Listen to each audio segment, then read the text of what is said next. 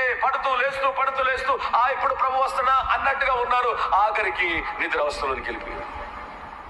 అర్ధరాత్రి వేళ ఇదిగో పెళ్లి కుమారుడు. అందరూ లేచారు. చెప్పండి, ఎంతమంది లేచారు? కన్యక అనబడిన ప్రతివారు.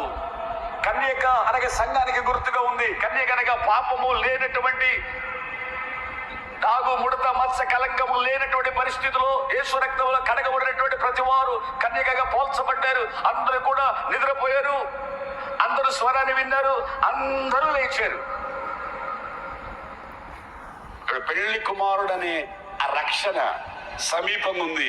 పెళ్లి కుమారుడు హో అనేసరికి అందరూ లేచారు. అందరి దివిటీలు ఆరిపోతున్నాయట. అందరి దివిటీలు ఆరిపోతుండగా ఒక 5 దగ్గర మాత్రము సిద్ధలు ఉన్నాయి. దాంట్లో ఎక్స్ట్రా ఆయిల్ ఉంది. ఒక 5 దగ్గర లేదు. వెంటనే వీళ్ళు ఏం చేశారు? పండుకునేటప్పుడు కొంచెం తక్కువ చేశారు, పండుకున్నారు. లేచేసరికి అన్ని ఆరిపోతున్నాయి. ఎవరు దివిటీలు ఎవరు ఒత్తులు వారు సరి చేసుకుంటున్నారు. సరి చేసుకునే క్రమంలో ఒక 5 దివిటీలు ఆరిపోతుండగా సిద్ధలో ఉన్న నూనె తీసుకుని అలా పోసారు. ఇంకో 5 దగ్గర సిద్ధలలో నూనె లేదు. కాలము తెలుసుకో, నిద్ర మేలుకున్న తర్వాత పరిస్థితి వేరేదిగా అయిపోయింది. అక్కయ్య, మాకు కొంచెం నూనె ఇస్తారా? మాకు మీకు అది సరిపోదు. Very sorry. వారు దివిటీలో పోసుకుని ఎత్తుకున్నారు. పెళ్లి కుమారుడు వచ్చేసాడు. ఆ విందుశాలకు రమ్మంటున్నాడు అనేసరికి అక్కడి నుంచి again they started their journey. వెళ్ళిపోయారు. ఆ విందుశాల దగ్గరికి వెళ్ళిపోయారు. అంతలో ఆ 5 ఉన్నారే. బాగా వినండి, ఇక్కడ ఆ పాయింట్ చెప్పి నేను ముగిస్తాను. అందరు కన్యకలేనా? చెప్పాలి, అందరు కన్యకలేనా? హలో బ్రదర్స్, అందరు కన్యకలేనా? అందరికి ఇన్విటేషన్ ఉందా? అందరికి నిద్ర వచ్చిందా? అందరు పండుకున్నారా? విన్నారా? అందరు లేచారా? అక్కడ దాకా బాగానే ఉందండి. నీ మందిరం, నా మందిరం, నీ సేవ, నా సేవ, సూపర్. ఇప్పుడు ఒక 5 దగ్గర సిద్ధలలో ఎక్స్ట్రా ఆయిల్ లేదు. ఒక్క మాట చెప్పండి, దే వర్ నాట్ రెడీ. వారు సంసిద్ధంగా లేరు. వారు మరలా ఊర్లోనికి వెళ్ళిపోయారు. అమ్మవారి దగ్గరికి వెళ్ళిపోయారు. అక్కడికి వెళ్ళిపోయి అక్కడ ఆయిల్ తీసుకున్నారు, పోసుకొని వాళ్ళకి రూట్ తెలుసు, విధానాలు తెలుసు, పద్ధతులు తెలుసు. ఆ పెళ్లి కుమారుడు ఎక్కడికి వస్తాడో తెలుసు. అందరూ మరలా అక్కడికి వచ్చేసారు. అంత లోపల సిద్ధలలో నూనె ఉన్నటువంటి వాళ్ళు పోసుకొని సిద్ధపడి ఆ నూనె తీసుకొని ఎక్కడైతే పెళ్లి కుమారుడు వస్తున్నాడో అక్కడికి వెళ్ళిపోయాడు. పెళ్లి కుమారుడు అక్కడ ఉన్నాడు. వెల్కమ్. పెళ్లి కార్డు ఉందా? ఉంది. రండి లోపలికి. లోపలికి వెళ్ళిపోయారు. వెళ్ళిపోయిన తర్వాత అంతటా తలుపు, చెప్పండి, అంతటా తలుపు వేయబడును.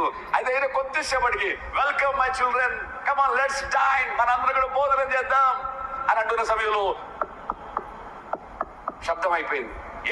ఏంటో వినబడుతుంది అనేసరికి ఇక్కడ అక్కలు ఉన్నారు కదా, ఈ అక్కలు అనుకుంటారు ఇందాక మాతో ఇంకా 5 అక్కలు ఉండే, వాళ్ళేమో కాబోలు ప్రభువా, నేను వెళ్ళి తలుపు తీస్తానంటే ప్రభు అన్నాడు, నో, నువ్వు తీయొద్దు, నేను వెళ్తాను.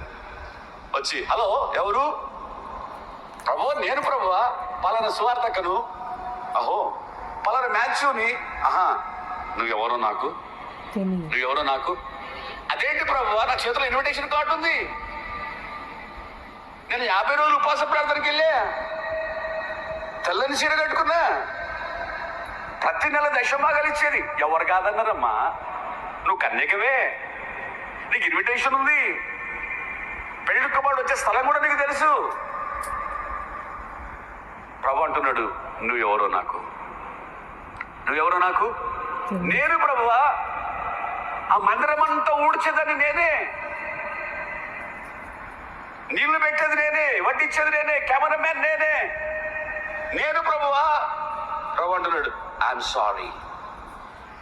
తలుపు తీ ప్రభువా. No, I'm sorry. యేసు ప్రభుకు బయట ఉన్నటువంటి కన్యకలకు ఏమడ్డం ఉంది? తలుపు అడ్డం ఉంది. తలుపు ఎంతలా ఉంది? మీ ఇంట్లో చూసుకోండి ఎంతలా ఉంటుందో తలుపు. దేవుని బిడ్డలారా, చాలా సీరియస్ గా చెప్తున్నాను. కన్యకులు 10 మంది అయితే 10 మంది సంఘమే అయితే, ఇప్పుడు లోకంలో లోపట ఉన్నది ఎవరు? సంఘమే. బయట ఉంది ఎవరు? సంఘమే. మరలా చెప్తున్నారు, లోపల ఉన్నది ఎవరు? సంఘమే. బయట ఉంది ఎవరు? సంఘమే.